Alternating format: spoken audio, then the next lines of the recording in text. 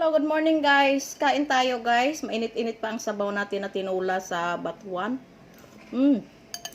Meron tayong isda. Nakabili tayo ng isang piraso, 98 peso.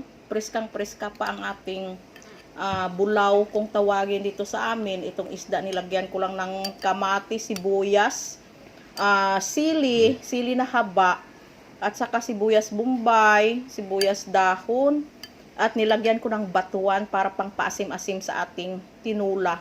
Init pa guys, let's eat na po. Oh, ito sabaw natin. Ang sarap. Sarap sa tinula guys na may batuan guys.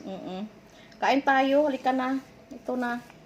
Ito na, kunin natin ito ang aking Ito with sili. Yan, with sili. At meron tayong isda. Yan, ito lang po ang ating ulam for today. Ito lang ang niluto ni Nanay Janet para sa ating pananghalian. Yan, kain tayo guys. Let's eat guys. Sarap ng sabaw. Sarap ng sabaw with kamatis po. At saka with sili. Ito guys, oh. Ito ang titulo ng isda. Napakasarap sa isda guys pag preskang-preska pa. Yan.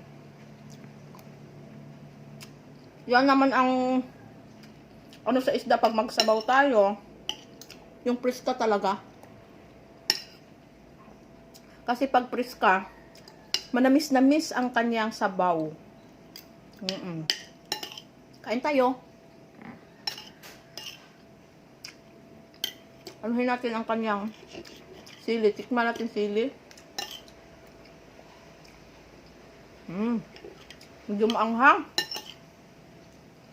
Maanghang po. Maanghang ang sili. May kaanghangan. Maanghang talaga.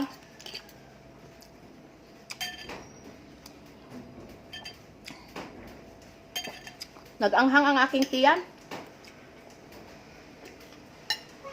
Naramdaman ko ang anghang sa tiyan ko. Yan. Ito kamatis.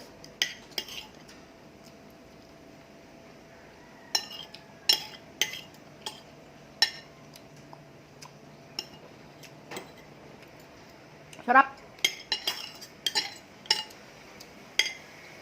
Ito guys. Ito guys, oh. Yan ang tinulang at saka pritong isda. Yan ang ating ulam for today guys. Thank you for watching. Bye!